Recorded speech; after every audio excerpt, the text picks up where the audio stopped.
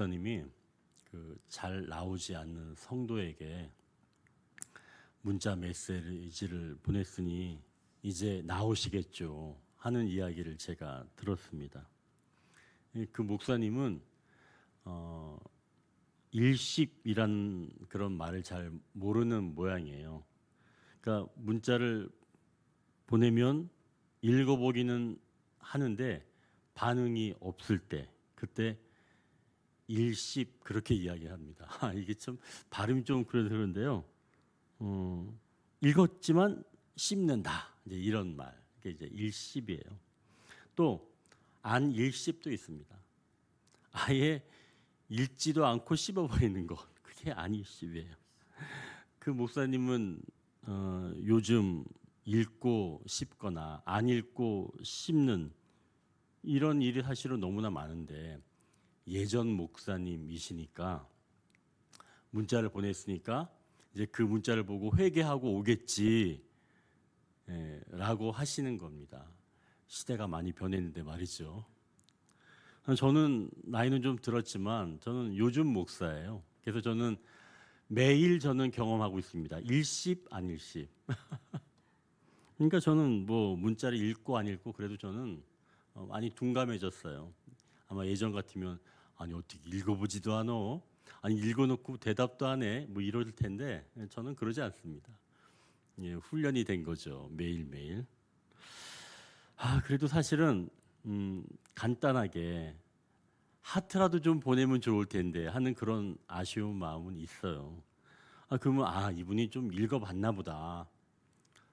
그렇게 또 이해를 하고 뭐 그러면 좋은데 아니 읽었는데도 이제 대답을 안 하면 이분이 읽었는데 기분 나쁜 건가? 처음엔 그런 생각을 많이 했죠. 또 읽어보면 그나마 좀 다행인 거예요. 읽어보지도 않은 분도 많이 계세요. 처음에는 이게 내 문장이 문제가 있는 거구나. 그래서 이 문장을 어떻게 하면 좀 더 아름답게 좀 받아들이게 쓸까 굉장히 많이 고민을 했습니다. 사실 매일 내리는 만나가 맛이 있겠어요? 맛이 없죠. 오히려 전혀 해당 상황 되지 않는 사람들이 보면 되게 좋아합니다. 우리 교인 아는 사람들은 더 좋아할 수 있어요. 내게 아니니까. 원래 그런 거잖아요. 아마 그러나 그런 분들도 우리 교인 되면 아마 그분들도 안 일십할 겁니다. 그러니까 괜찮죠. 자, 그러면 이렇게 정성스럽게 뭔가 전달을 했는데 그게 거절된다면 또는 거절받은 느낌이 든다면 그땐 어떨까요? 여러분 같으면은 어떠겠어요? 마음이. 오늘 본문에도 거절당하는 한 사람이 나오는 거예요. 이 다윗이 외부적이나 내부적으로 모든 문제가 정리되고 난 뒤에 이제 내가 좀 은혜를 베풀어야 되겠다라고 하는 그런 마음이 들었죠. 그래서 내가 내부적으로 좀 은혜를 베풀 사람이 누가 있을까 해서 지난 시간에 우리가 찾았던 게 바로 사울의 집안 사람 중에서 남은 사람이 누가 있느냐. 내가 요나단으로 말미암아 은혜를 베풀겠다라고 했을 때 무비보셋이 나오게 되었죠. 두 다리를 절었던 그 무비보셋. 그가 다윗의 은혜를 경험하고 감사함으로 받았던 내용이 바로 9장의 내용이었죠. 이제 이 다윗이 여세를 몰아서 내가 내부적으로도 이렇게 은혜를 베풀었다면 이제 외부적으로도 나를 도왔던 그 사람에게 내가 은혜를 베풀리라. 오늘 사실은 이 10장 내용이 바로 그런 내용이에요. 나에게 외부에 있는 사람이 나를 도와줬던 바로 암몬의 나하스라고 하는 그 왕. 그러니까 사울과는 좀 적대적인 관계에 있었기 때문에 이 나하스는 다윗을 그래도 좀 도와줬던 거죠. 그래서 이 다윗이 나하스가 죽었다는 이야기를 듣고 그의 아들 한운에게 가서 아버지를 조문하려고 사절단을 보낸 게 바로 오늘 본문입니다. 결국 9장 1절에서 말하는 다윗이 사울의 집에 은총을 내리겠다라고 하는 말과 10장 2절에 은혜를 베풀겠다, 은총을 베풀겠다, 이것은 같은 말이에요. 그러니까 2절을 한번 보십시오. 다윗이 이르되 내가 나아스의 아들 한운에게 은총을 베풀되 그의 아버지가 내게 은총을 베푼 것 같이 하리라 하고, 다윗이 그의 신하들을 보내 그의 아버지를 조상하라 하니라. 다윗의 신하들이 암몬 자손의 땅에 이르매. 다윗이 하나님께 받은 은혜가 너무나 크니까 다윗도 받은 은혜를 토대로 지금 나라를 건설하려고 하는 겁니다. 비록 지금까지는 다윗이 어떻게 나라를 세운 거예요? 피로 세웠죠. 무참히 짓밟고 세웠다는 말이죠. 그러나 이제는 그렇게 하지 않겠다는 겁니다. 나라가 세워졌으니까 이제는 내가 은혜로 통치하겠다라고 하는 그런 열망이 생긴 거죠.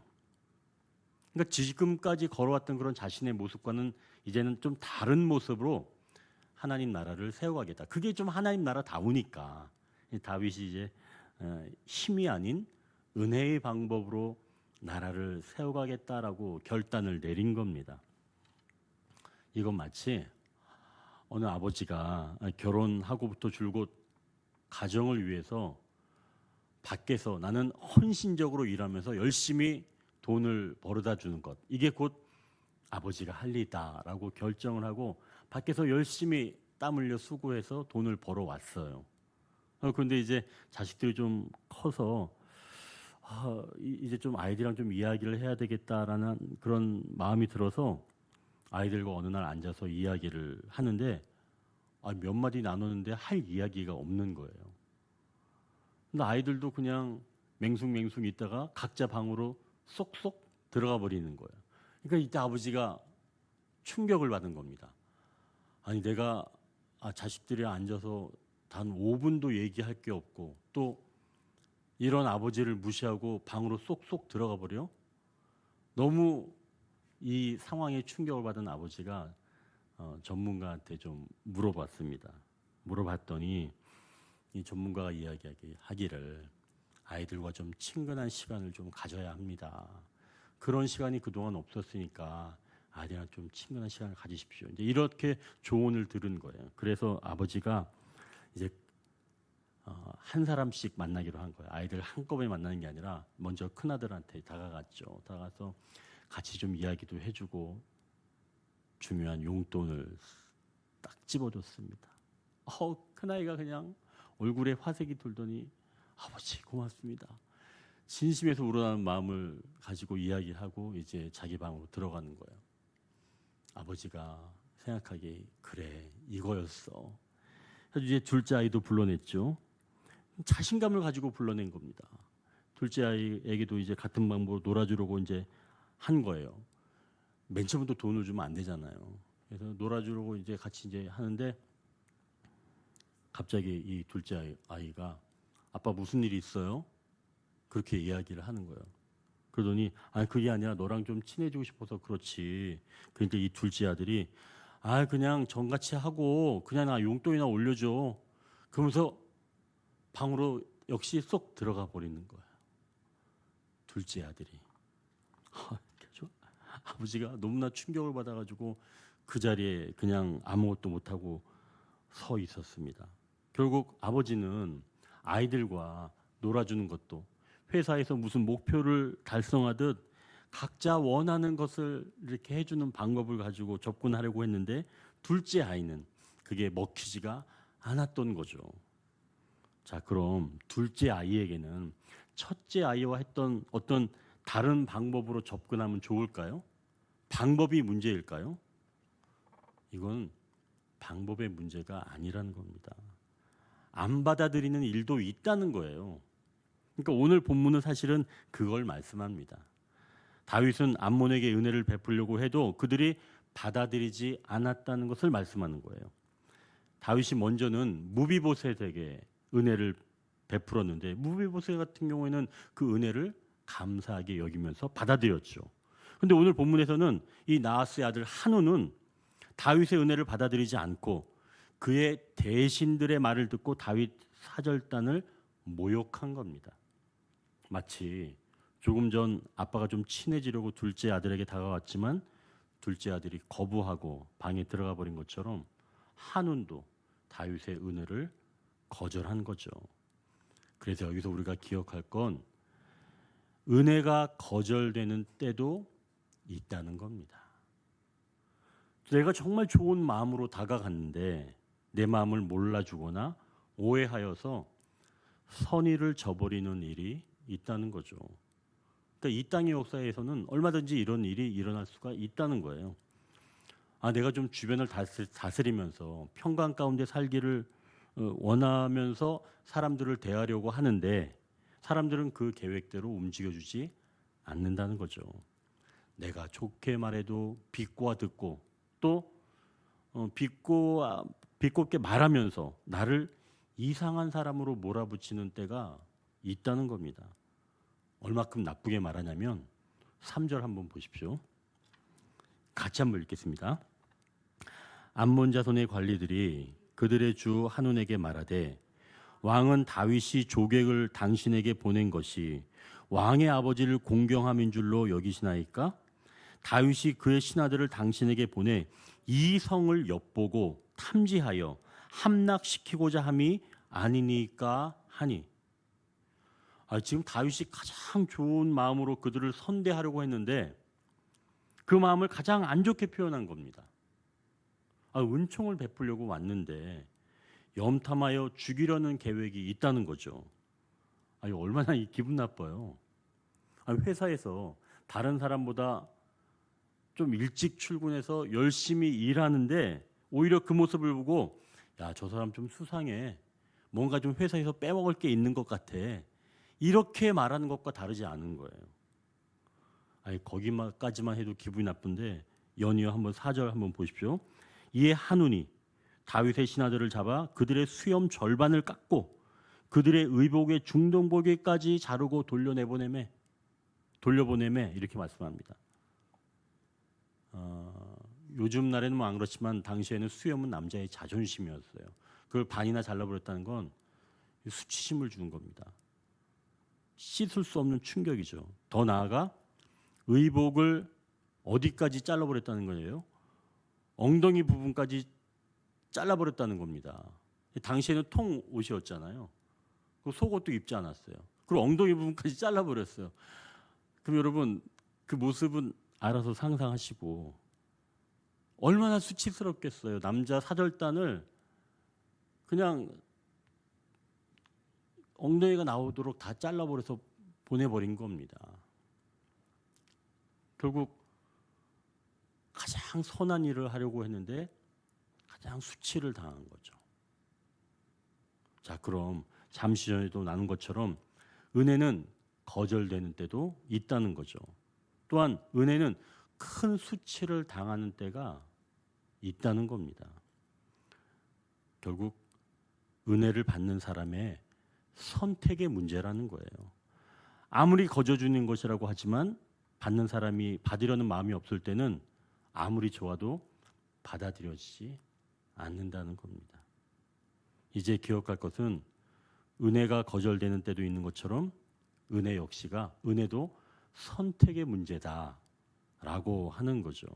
아무리 좋은 것도 누구에게나 어떤 사람에게는 싫은 것처럼 다가올 때도 있다는 겁니다.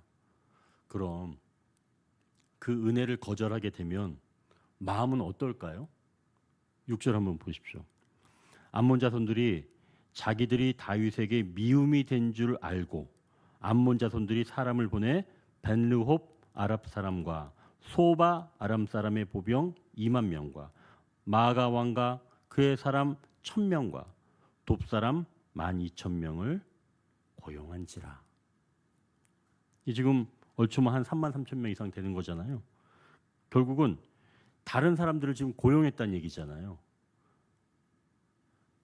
전쟁할 줄 모르니까 왜? 다윗에게 미움이 된 줄 알고. 그러니까 은혜를 거절하게 되면 마음이 어떻게 되냐면 평강이 사라지는 거예요. 여기 이게 정확히 나오는 거죠. 은혜를 거절하게 되면 그 즉시 내 마음의 평강이 싹 사라지는 겁니다. 선의를 분명히 선인 줄 알아. 그런데 그것을 선이라고 받아들이지 않고 거절하게 되면 그때부터는 마음이 냉랭해지기 시작하고 두려워지기 시작한다는 거예요.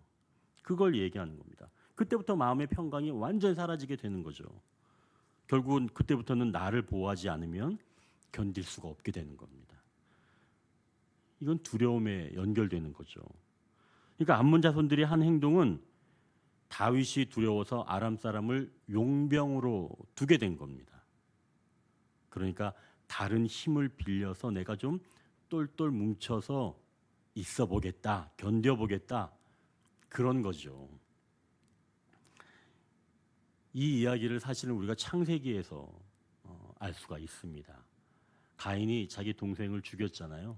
하나님께서 그 벌로 너는 유리하게 된다, 돌아다녀야 된다라고 하는 그런 벌을 주셨습니다.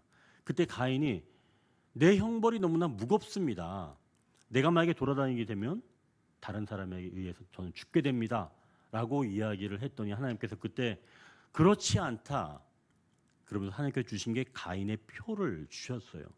그런데 가인은 그것을 은혜로 여기지 않고 그 표를 가지고 자기의 역할, 즉 징벌, 돌아다니는 그런 징벌을 좀 받아야 될 텐데 그게 싫었던 겁니다.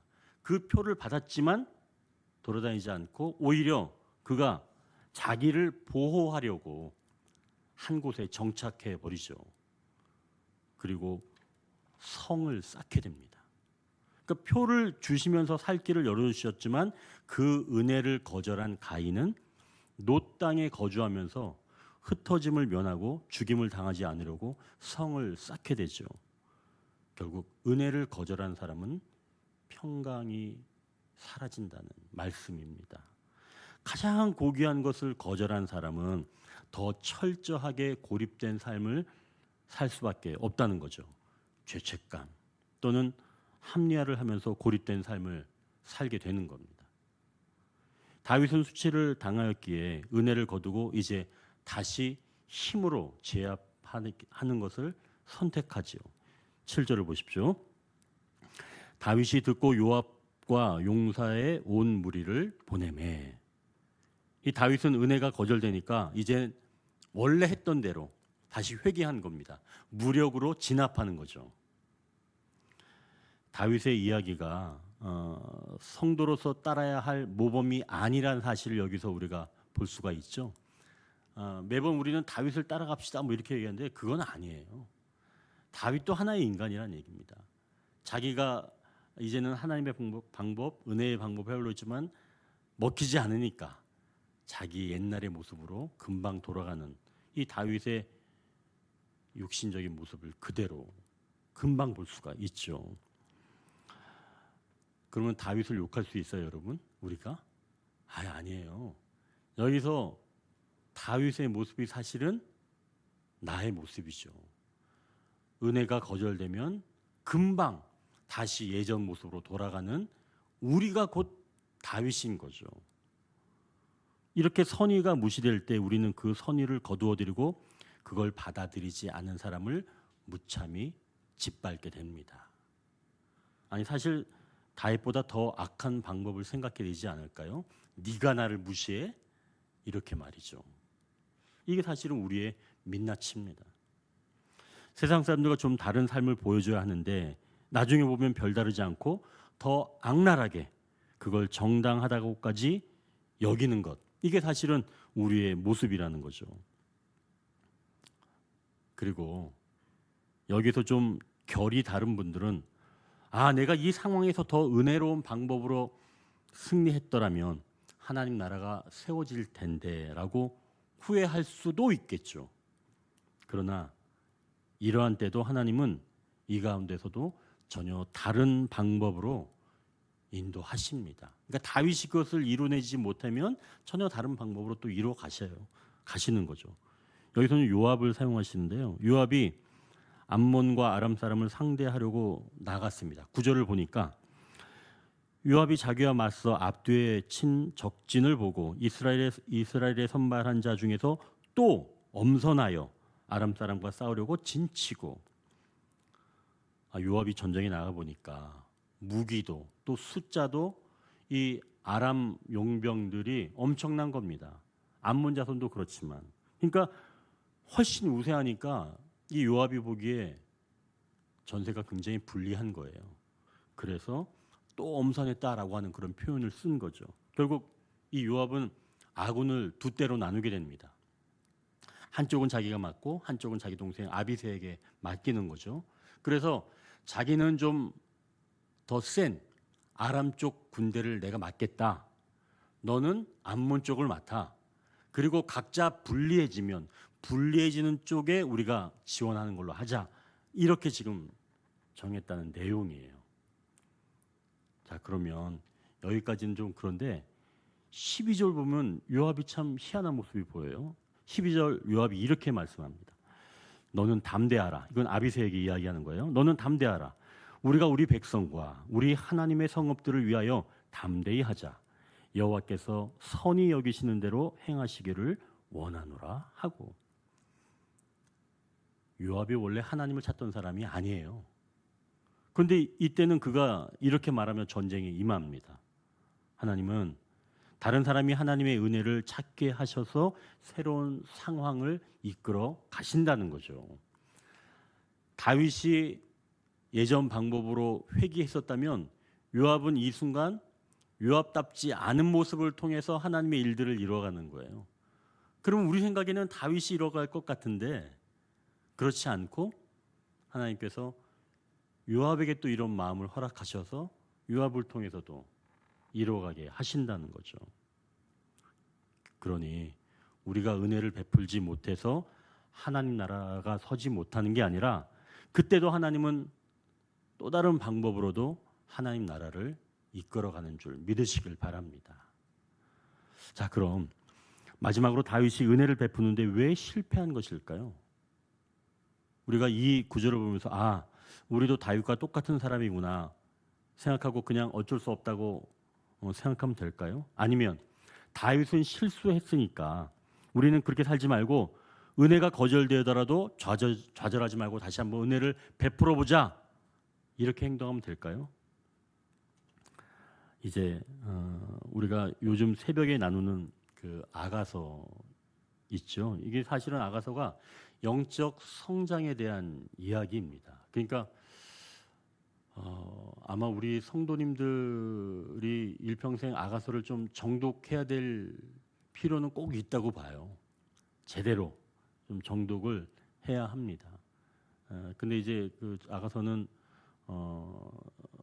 남녀의 사랑 이야기로만 생각하기 때문에 아가서를 정독을 잘 안 하는데 정독을 해야 되죠. 왜냐하면 그게 이제 영적 성장에 대해서 그 단계에서 어떤 일이 일어나는지 하나님께서 보여주시는 거기 때문에 한 번쯤은 꼭 정독을 해야 됩니다. 묵상을 해야 되는데 요즘 우리가 8장을 나누고 있는데요. 8장은 이 신부가 즉 하나님의 그 한 성도인 신부가 주님과 함께 거친 들에서 올라오는 장면으로 시작을 합니다. 즉 신부가 성숙한 신앙인의 모습으로 이제는 육체의 것을 버리고 새롭게 이제는 천국의 삶을 살아내고 천국을 소망하면서 마지막 살아가는 모습이 8장의 모습이에요. 그런데 이때 모습은 주님과 함께 연합하는 그 기쁨을 누리는데요. 이 8장에서 아주 중요한 단어가 있다면 바로 이 단어입니다. 의지.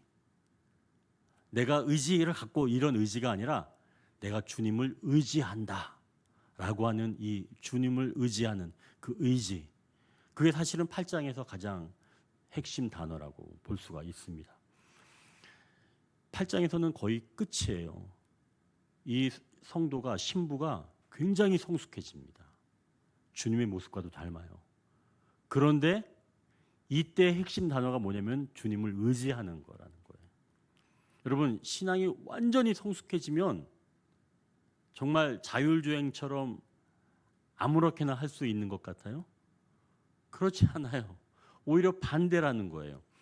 거친 들에서 올라올 때도 주님께 의지하면서 올라온다고 이야기합니다. 그럼 신앙의 최고봉은 전적인 의지에 있는 거예요.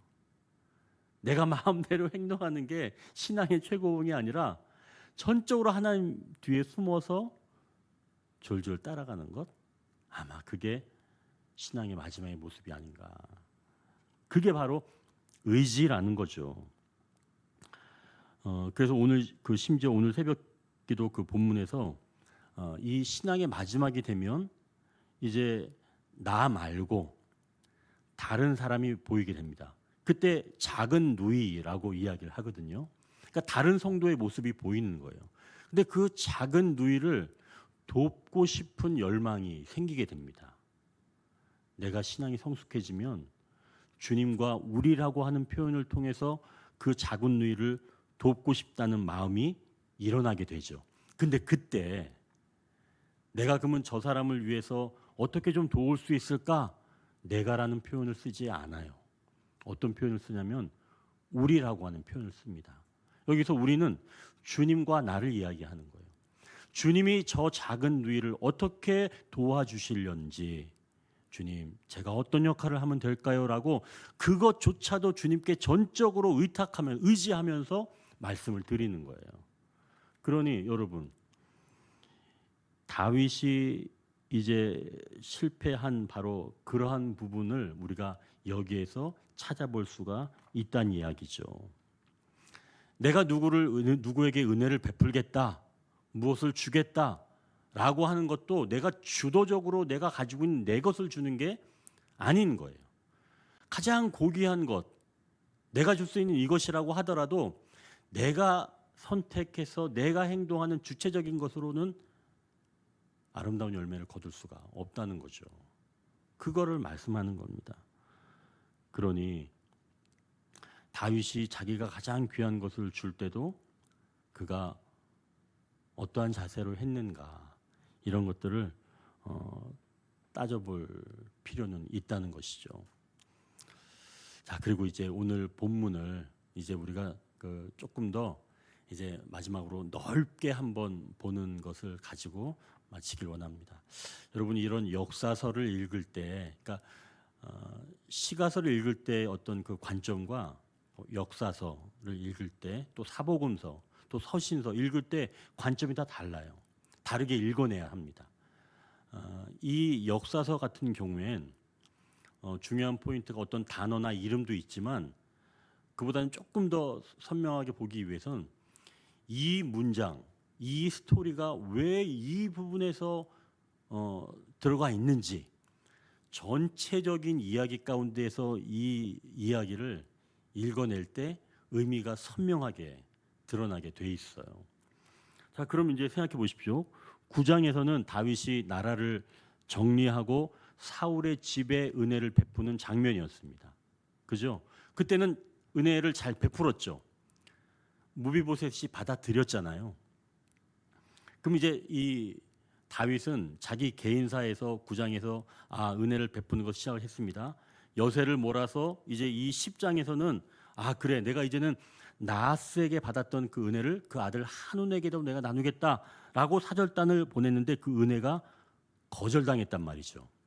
그래서 다윗이 이제는 결국 내가 거절당했어.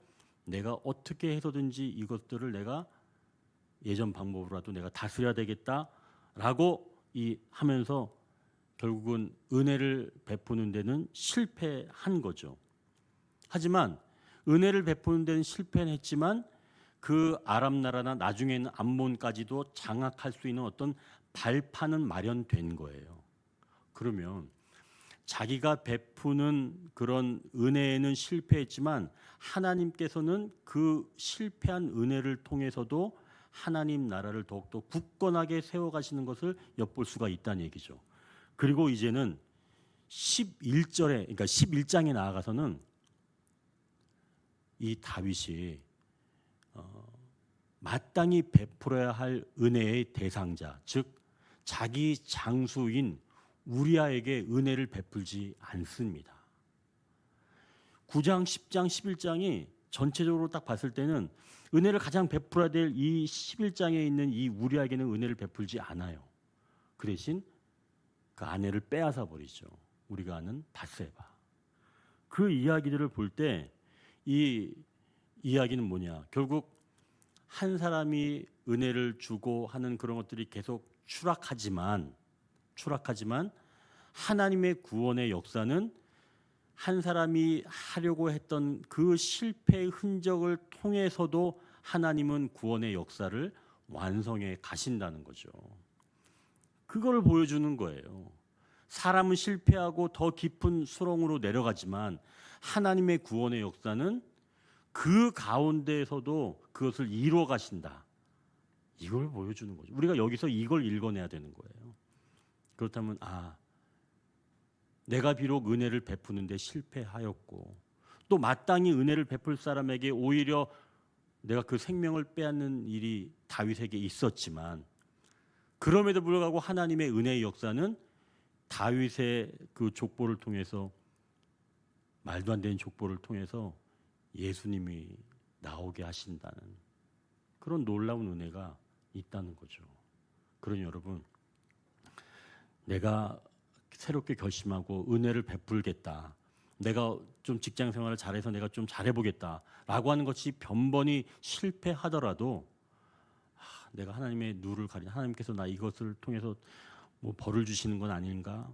제대로 이루어지는 못하는 거 아닌가? 그런 염려보다는 그럼에도 불구하고 하나님은 이것을 통해서 온전히 이루어 가실 거야. 하나님 저의 부족함을 용서해 주옵소서 라고만 한다면 얼마든지 하나님은 우리의 삶에서 하나님의 나라를 더욱더 굳건하게 만들어 가시는 줄 믿으시길 바랍니다. 그게 바로 하나님의 선한 역사하심이라는 거죠. 자, 이제 기억하십시오. 은혜가 거절되는 때도 있습니다. 그리고 내가 베푼 은혜가 거절되어도 하나님 우리가 알지 못하는 방법으로도 이루어 가십니다.